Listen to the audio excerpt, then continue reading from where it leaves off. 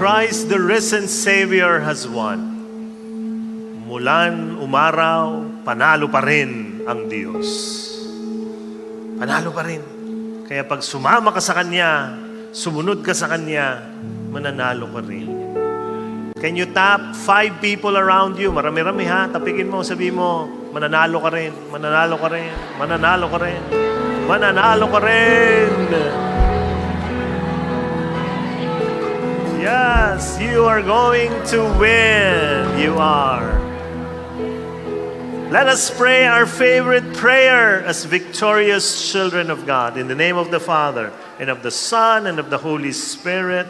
Amen. Together, today, I receive all of God's love for me. Today, I open myself to the unbounded, limitless, overflowing abundance of God's universe. Today, I open myself to God's blessings, healing, and miracles. Today, I open myself to God's Word. So I become more like Jesus every day. Today, I proclaim that I am God's beloved. I am God's servant. I am God's powerful champion. And because I am blessed, I am blessing the world. In Jesus' name, amen. Thy word is a lamp unto my feet and a light unto my path. One big message of this talk is this: great leaders sacrifice greatly. Let the Lord speak to us about His own concept of leadership, because each and every one of us here, we are all leaders, whether you believe it or not. Ikaw ay leader. So anong klaseng leader gusto ka ng Panginoon? Yun tayo maging. Put your hands upon your heart. Close your eyes. Bow down your head. Lord, thank you for this wonderful time you have given me to be here, to listen, to be with you in your presence. And so, Lord, speak to me. Touch me. I will listen and I will follow. And I know I will bring with me your miracles today. In your name, in Jesus' name, amen. Thy word is a lamp unto my feet and a light unto my path. Give the Lord a big hand. Bless His name. Thank you, Jesus. Habang umuupo kayo, tingnan nyo mga katabi nyo, tapos sabihin mo, you look fantastic today.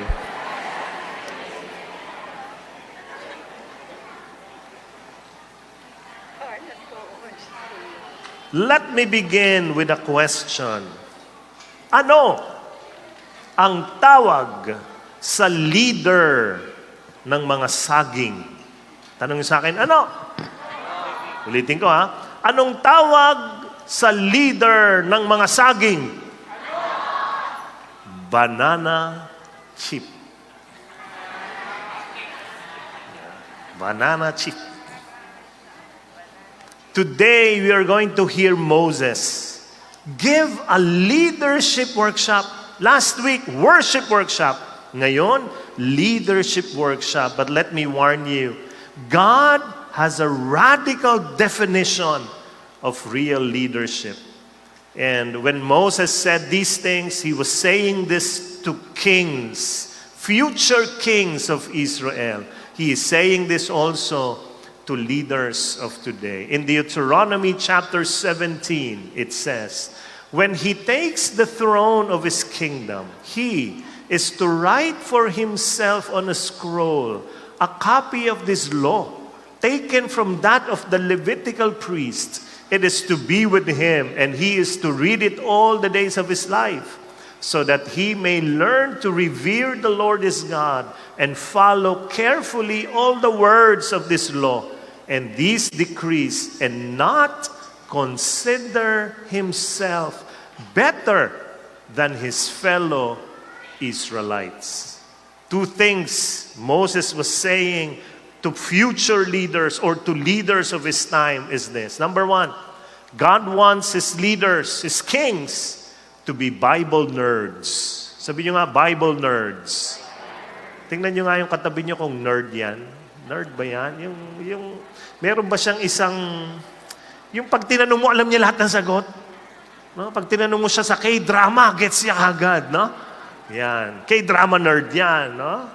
But God wants the king to be a Bible nerd. Kaya ang utos niya ay, pag hari ka, kunin mo yung scroll, isulat mo. Bakit sinusulat? Alam niyo po, pag kinokopya ang Bible noon, kinokopya yan, sinasabi yan, binabasa yan habang kinokopya. At pag sinasabi mo at sinusulat mo, mas didikit ng taimtim yang sa puso, diwa at kaluluwa mo. So what is God saying? Kings, you should know God. You should know Him. He was saying, kings should have a deep relationship with me. Why? Because a leader is just like everyone else. A leader needs God. Kailangan. Kahit leader ka na napakataas, kailangan mo ang Diyos. Kahit feeling mo wala kang leadership role, no? Ikaw ay assistant, secretary of the vice member. No? Grabe, no? Assistant, secretary of the vice member. You need God. You are the king. You need the Lord. Second is this. Moses was saying, do not consider yourself better than your fellow Israelites. Anong ibig sabihin? Tingnan niyo yung mundo ngayon. Pag leader ka, you should be higher than everybody else. Anong sabi ng salita ng Diyos? Hindi. Huwag mong mamalakihin at papataasin ang sarili mo na porket ikaw ang pinakamagaling sa lahat. The king should be a model Israelite. Kaya sinasabi ni Lord, kaya pag hari ka, you should meditate on the scripture day and night. Because this is the goal of a leader. I want you to look at the screen, everybody. Tingnan niyo, magugulat kayo. Radical talaga ang concept ni Lord sa isang leader. This is the goal of a leader, is to be a model member. Wala kayo napansin dyan? Model siya. Tinitignan ng mga tao. Model what? Leader? No. Model? Member. Pareho lang. Model ka na member. Kaya tama ang sinabi nitong leadership guru na kilala ng karamihan sa atin, si John Maxwell. Anong sabi niya? Everything rises and falls on leadership. If you really think about it, the success of a team, the success of a company, the success of a family, the success of a church, the success of a ministry depends on its leader. Because the leader sets the tone. The leader embodies the vision. The leader builds the culture. Kaya minsan makikita mo, bakit magulo ang mundo? Siguro may mga leaders tayo. Hindi lahat na nako, hindi maganda, hindi maayos. Kaya ang panalangin natin, sana ang mga susunod na leaders ay talagang yung matitino. Why? Because bad leaders who are in charge will do something bad to the group he is leading or she is leading.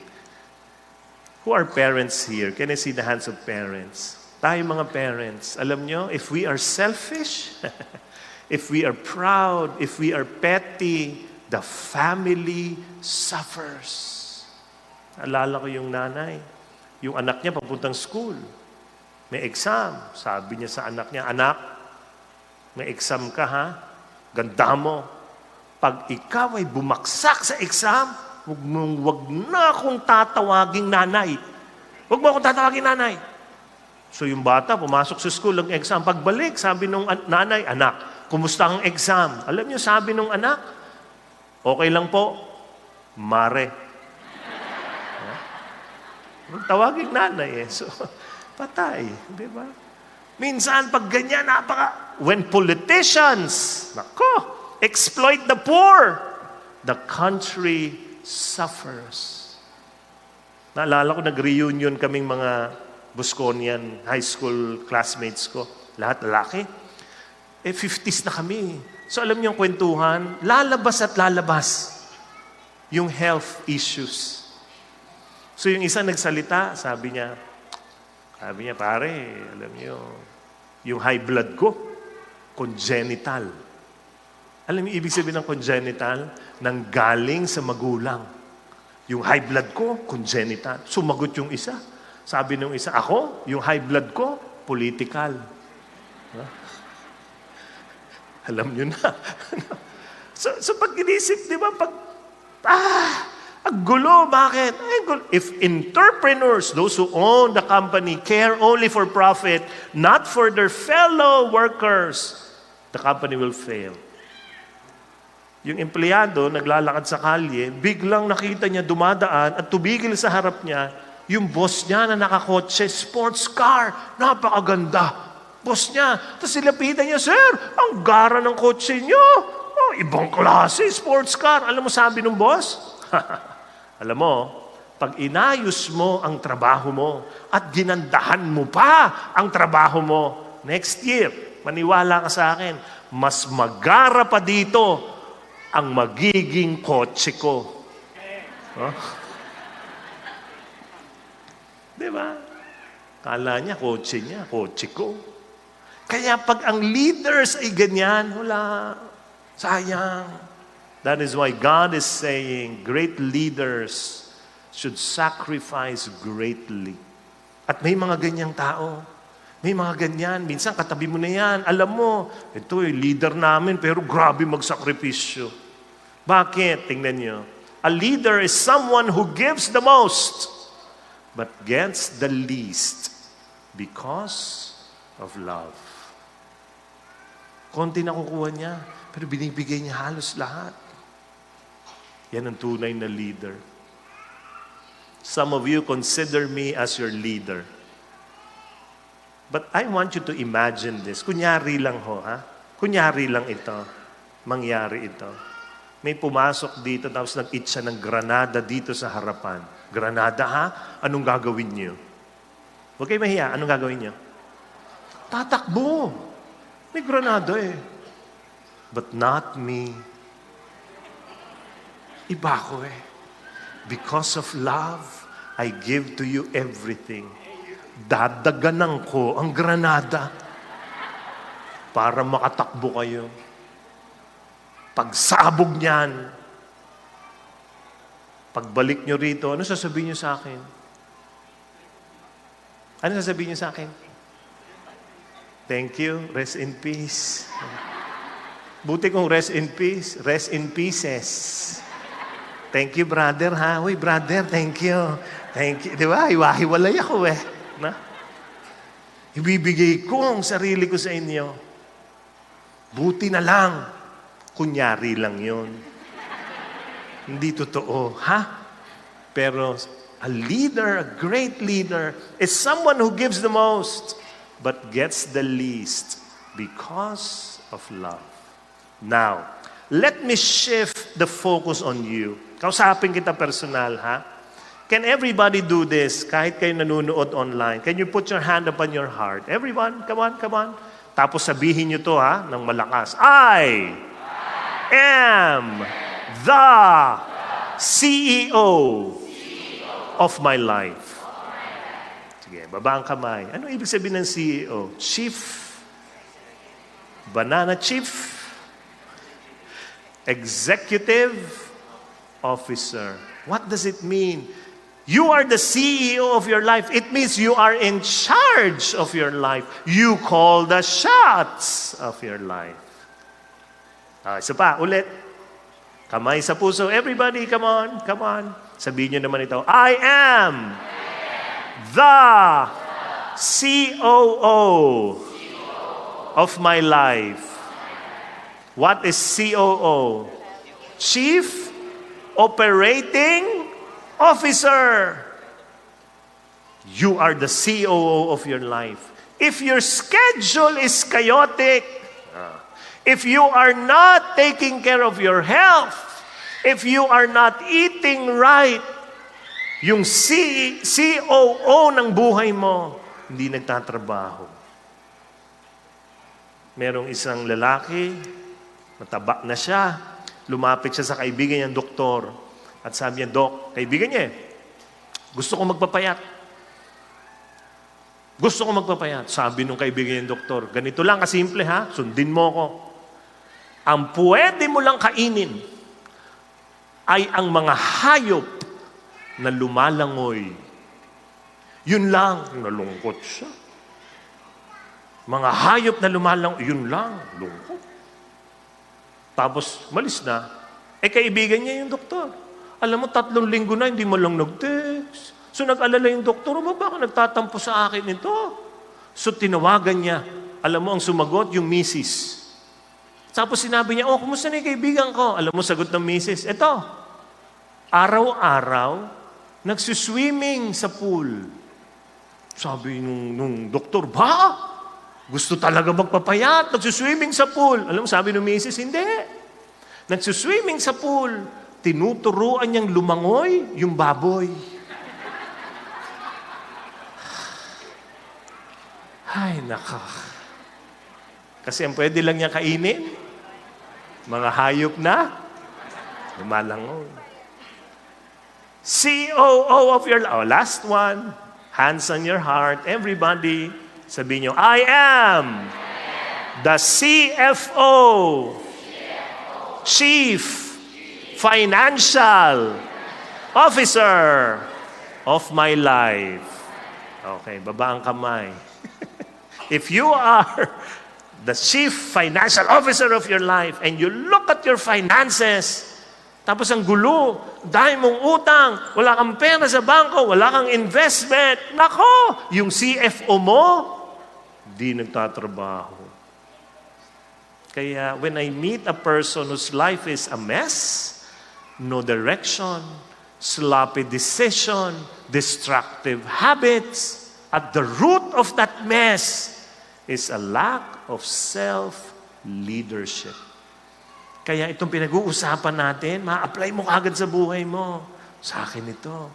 Let the Lord speak to you because you're the CEO, you are the COO, you are the CFO of your life.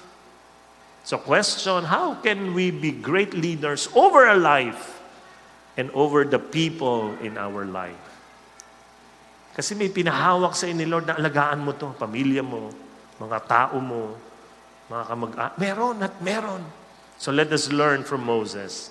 There are 4 leaders during Deuteronomy's time that God wants to talk to them and tell them this is how you should lead.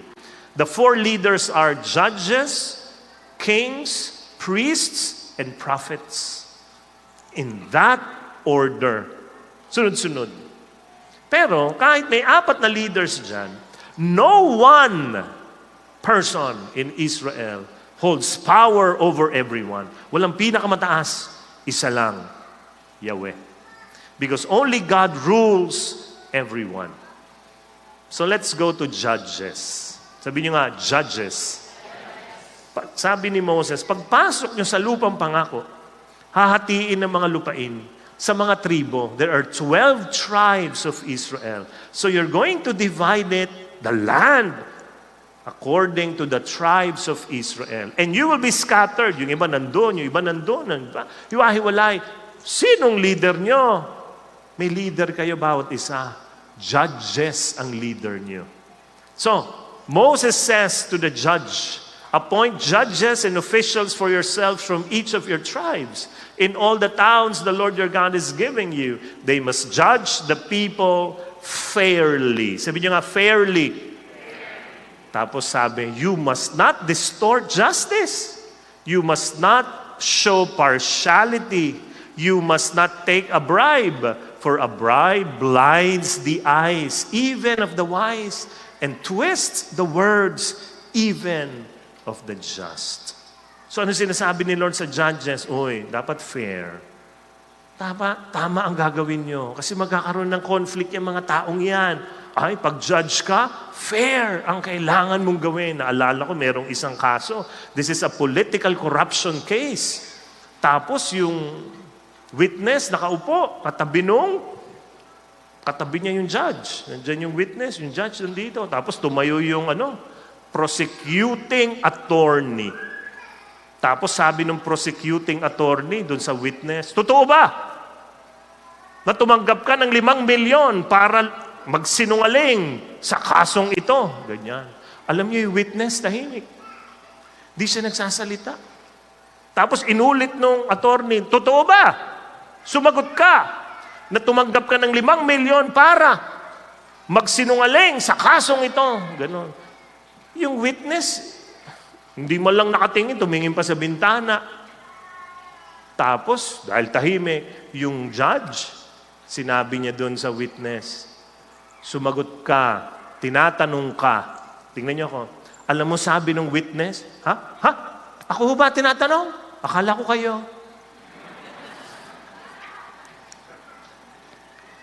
Sabi ni Lord, ay, may bribe yan. Huwag kang tatanggap. Grabe, no? Fair. Fair. Ang tanong, tayo ba'y ganito? If you are fair, if you are equal, the judge mirrors God's goodness. God's goodness. Kaya tayo, let us try to fight our natural tendency to be biased towards the rich and the famous. Gusto ko isipin nyo, pag ang kaharap nyo ay sikat, mayaman, parang bait mo sa kanya. Pagka mga ordinaryo lang, parang okay lang. The Lord is telling us, try to be fair. Why? Because real leader must represent God's goodness in the world. Number 2, kings. Sabi niyo nga, kings. Wala pang hari ito yung mga Israelite. Bago sila pumasok sa lupang pangako, kahit pumasok na sila, wala pa silang hari. Pero Moses was telling them, pag pumili kayo ng hari, please say this to them. Ano yan? Tingnan nyo. The king, moreover, must not acquire great numbers of horses for himself, or make the people return to Egypt to get more of them. For the Lord has told you, you are not to go back the way again. He must not take many wives, or his heart will be led astray. He must not accumulate large amounts of silver and gold. 3 things God was saying to the king. Number 1, the king must not acquire great number of horses. Nung araw, pag meron kang chariots, mga kabayo na may hinihilang chariot, nako, para kang may tangke. Kaya anong sinasabi ni Lord sa mga hari? Huwag masyadong maraming ganyan. Because you will become arrogant. If you are too powerful, you become arrogant. Second, the king must not take many wives. Wag! Alam niyo ba, sa old ancient times, a wife equals political alliance. Nag-aasawa ang hari ng marami para marami siyang kakampi.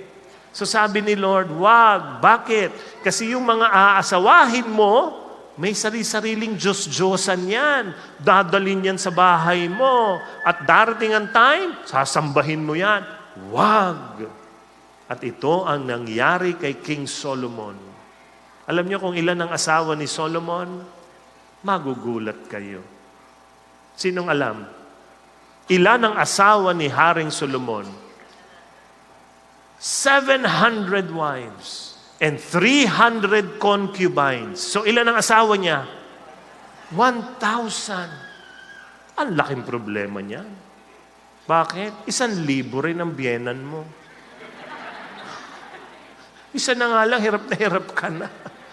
Mag-1,000 biyenan pa. Diba? Problem. Ayaw ni Lord. Bakit? Nako, liligawin ka niyan. Wag. Third, the king must not accumulate large amounts of silver and gold because the goal is not so much to enrich himself but to enrich his people. Kaya at the start, we read the word of God that says, tingnan nyo ito instead of weapons, W. Instead of wives, W. Instead of wealth, W lahat. Instead of these 3 W's, a king must have the bigger W. What is that big W? The Word. Salita niya. Huwag yung weapons, huwag yung wives, huwag yung wealth, yung salita ko. Yun ang yakapin mo. Kasi yun ang tutulong sa iyo. In summary, leaders must trust God. Tapikin nyo nga yung malayo-layo sa inyo. Huwag yung katabi nyo, yung malayo-layo. Tapikin mo. Dali, sabihin mo sa kanya, trust in God. Go. Trust in God. Go. Everybody go. Go. Trust in God. Yan. Na-stretch tuloy kayo. Di ba? Number 3. Priests. Can you say priests? The Jewish priests, or we call them Levites, they are different from other tribes. Yung ibang tribo, binigyan ng lupa. Alam nyo sila? Wala. Moses says in Deuteronomy 18, the Levitical priests, indeed the whole tribe of Levi, are to have no allotment or inheritance with Israel. Wala. Paano yun? Paano sila mabubuhay? Hindi sila makakapagtanim. Yung mga ibang tribo magtatanim, sila hindi pwede kasi wala silang tataniman. Ito ang sagot ni Lord. They shall live on the food offerings presented to the Lord, for that is their inheritance. They shall have no inheritance among their fellow Israelites. The Lord is their inheritance as He promised them. Pag sinabi nating land, inheritance, hindi ibig sabihin yan ay condominium. Ha? Ang ibig sabihin, pagkain. So, paano sila kakain? Alam nyo, kakabahan talaga sila. Pero ito ang sabi ni Lord, huwag kayong kabahan. Umasa kayo sa mga kapatid niyong iba. Sila ang magpapakain sa inyo. Sila yan. God designed it this way to tell them, you're one family, and you are in this together. Para ang focus nila, yung simbahan, yung templo, yun na. Hindi kami magtatanim, kayo magtanim. Kami mag-aalay. Yan po yan. Kaya, to tell us what leadership is, leaders depend on their followers to help them in many, many ways. This is very, very humbling experience to them. Kasi kakabahan sila, paano kung hindi na sumunod itong mga tao sa Panginoon? Gutom kami. Hindi. Susunod yan. Papakainin kayo niyan. Can you look at me, everybody? Ang tawag po sa amin ay builders. We build the feast. Okay? Yan po ang tawag. Kaya hindi ho kami mga nagmamartilyo. Pero builders ang tawag. Minsan ako, hindi nga minsan, halos palagi. Pag naglalakad ako at may nakakilala sa akin, ang tawag sa akin, pastor. Hoy, pastor! Ganyan. Ako naman, alam ka na ba, hindi, builder ako. Din lalong nalito, no? So, pastor, ganun na lang, ganyan. Minsan, nung isang araw, hoy, ikaw si pastor, napanood kita sa TikTok. Ako talaga, hindi ako yun. Hindi, napanood kita. Ganyan, hindi nga ako yun. Lumalabas ako sa TV, sa CCTV. No? Builders ang tawag sa amin, ha? We are in charge of a feast. We builders, we have a unique vocation. We call it bi-vocation. Hindi lang kami, ang vokasyon ay maglingkod sa Panginoon.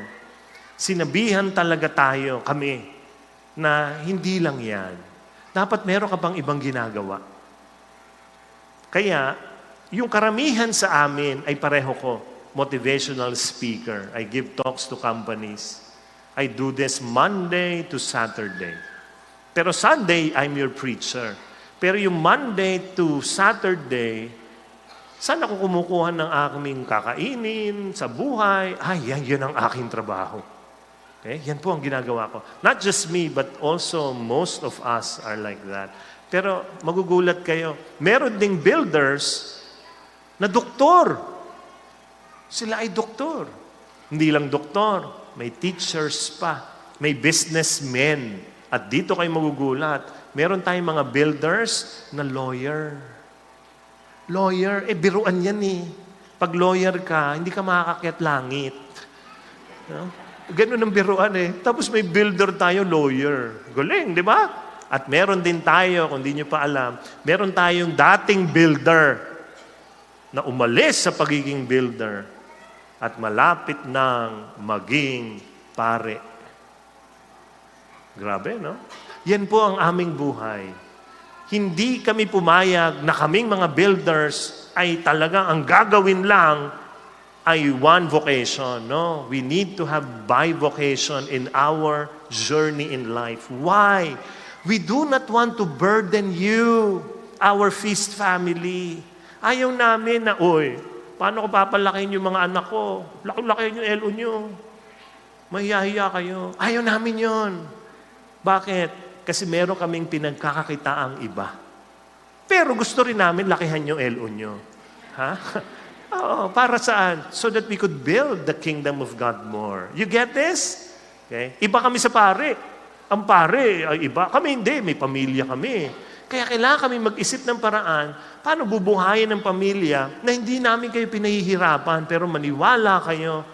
I am very, very touched and honored when some of you just approach me and just loved us. May mga lumalapit sa akin, inaabutan lang ako ng pera. At sinasabi, brother, sa inyo yan ha? Hindi yan para sa feast. Nagbigay na ako sa feast. Sa iyo yan. Alam ko hindi mo siya kailangan dahil mayaman ka na.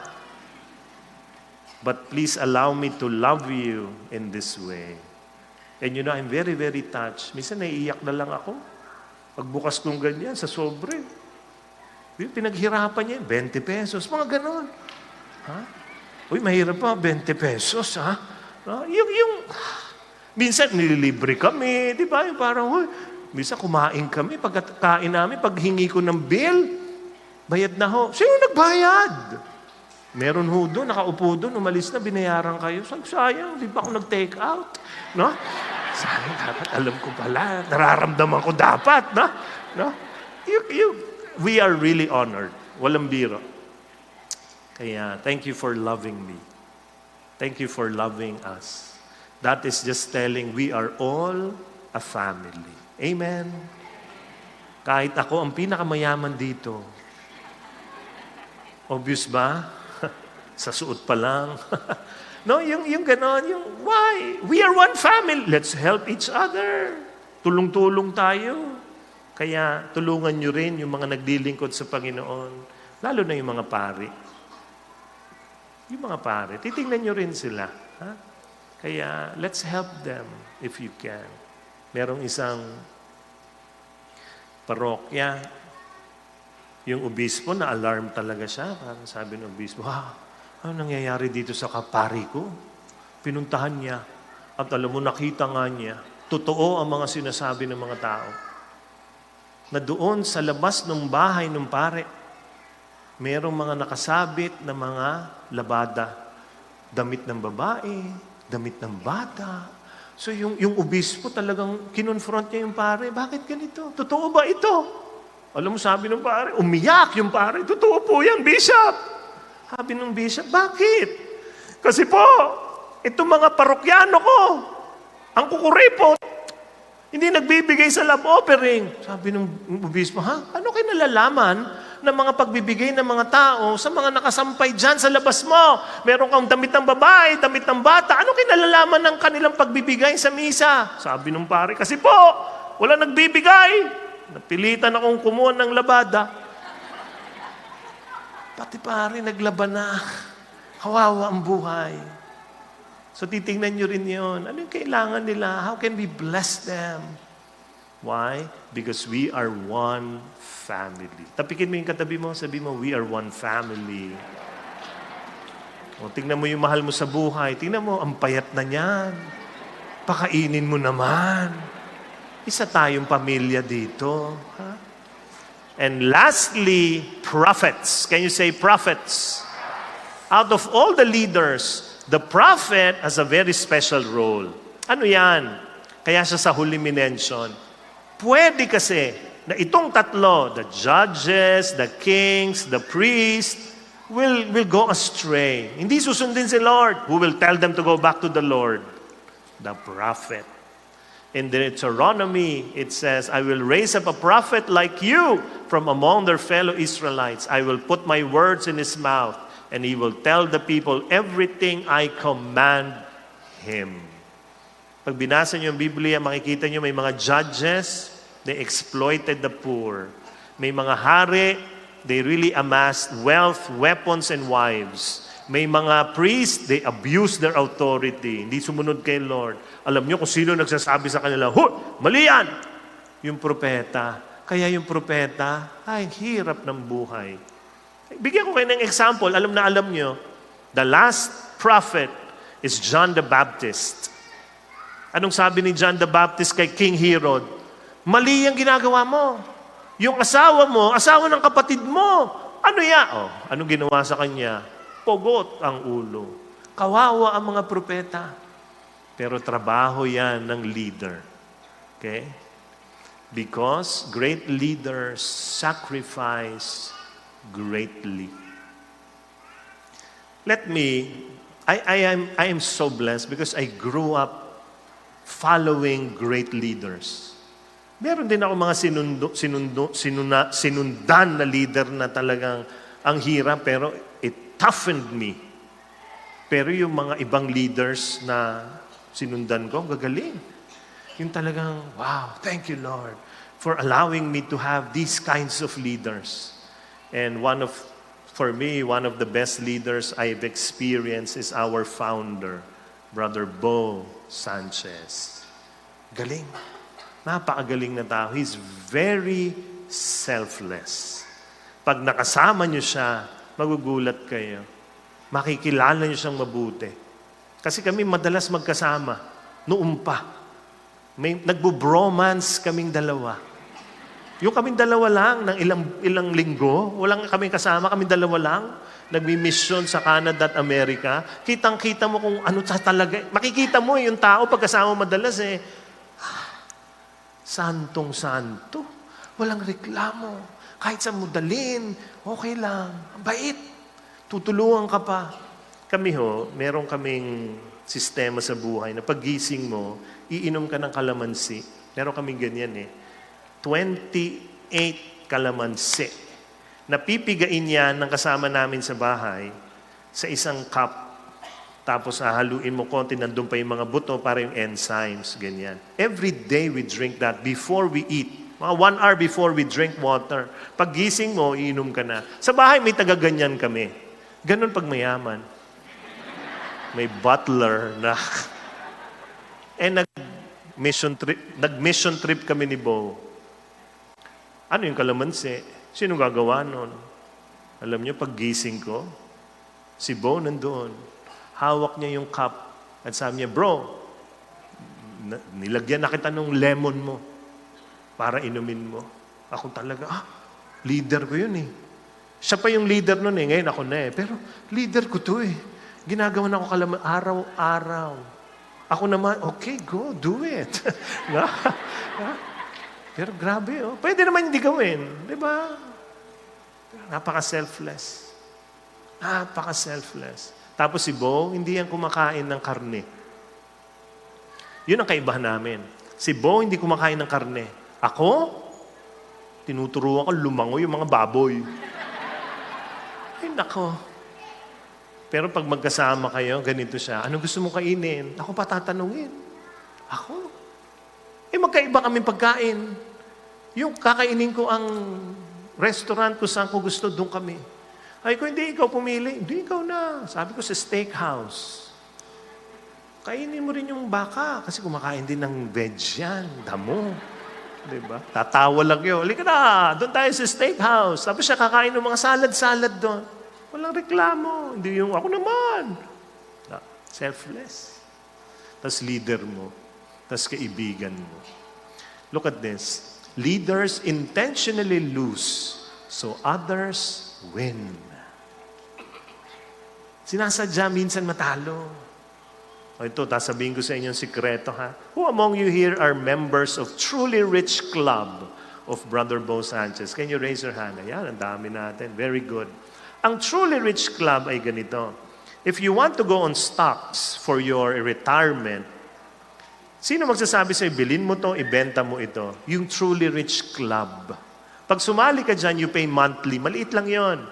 Tapos, a-advisean ka ni Bo at yung team niya.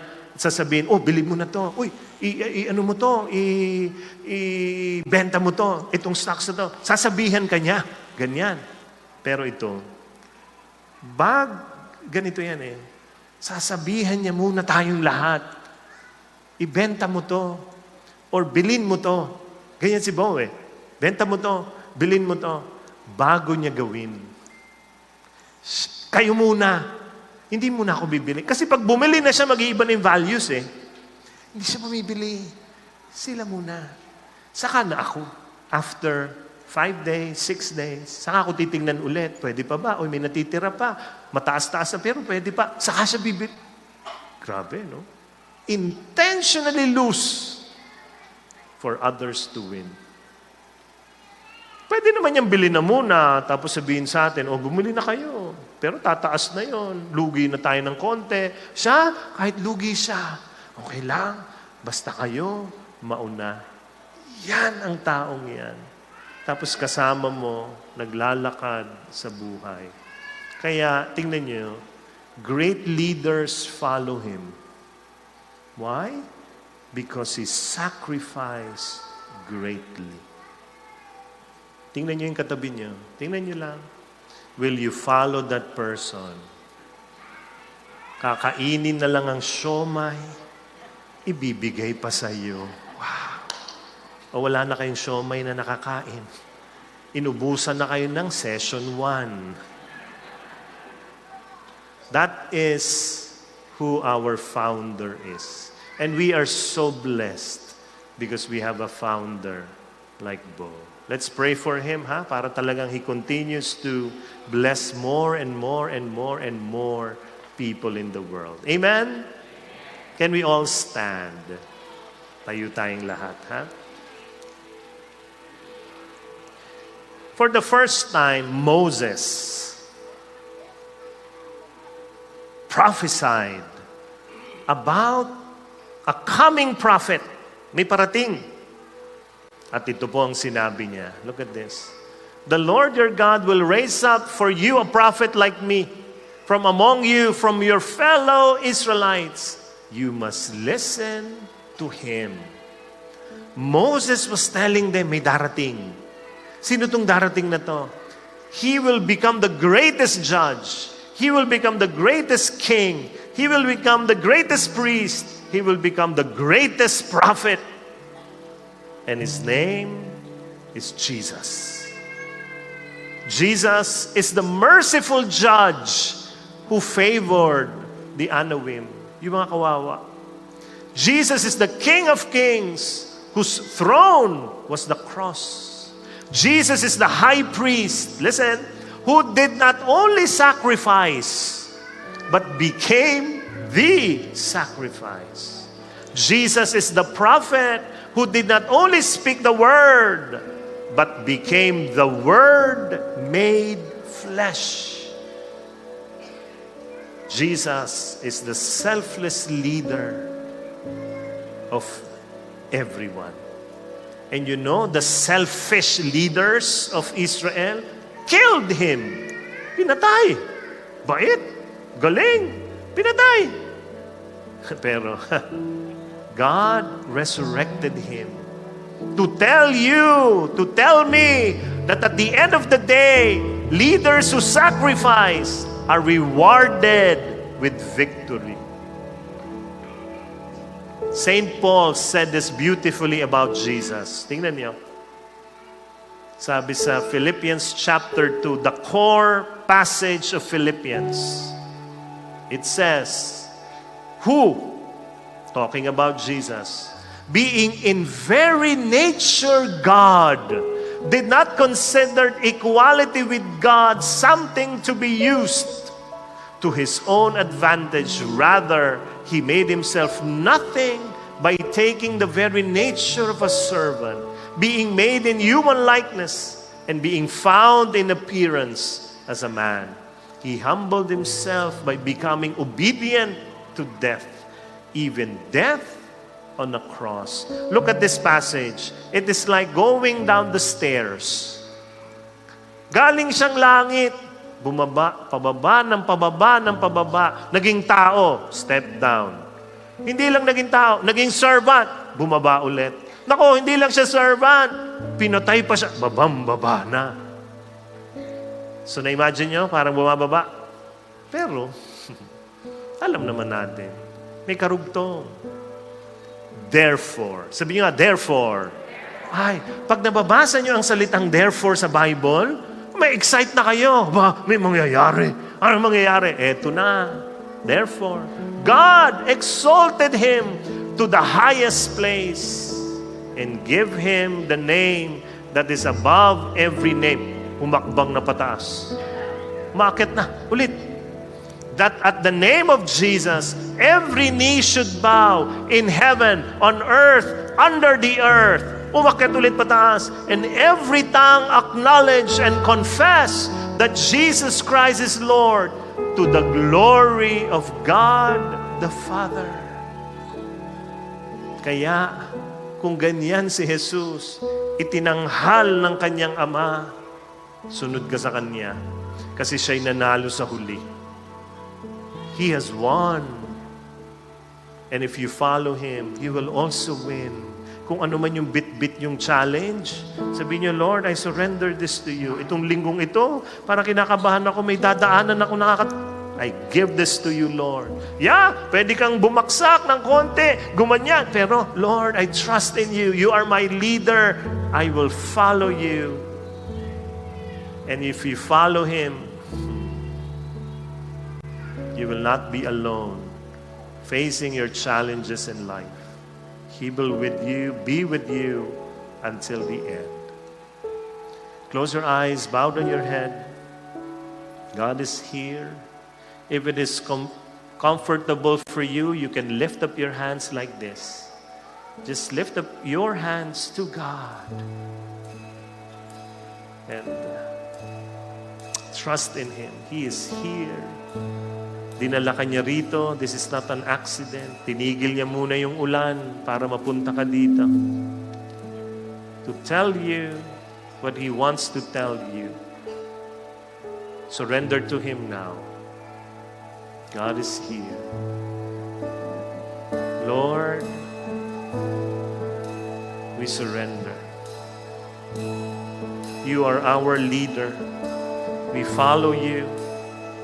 We surrender everything to you, all our challenges. I am yours, O Lord. Bless me this week.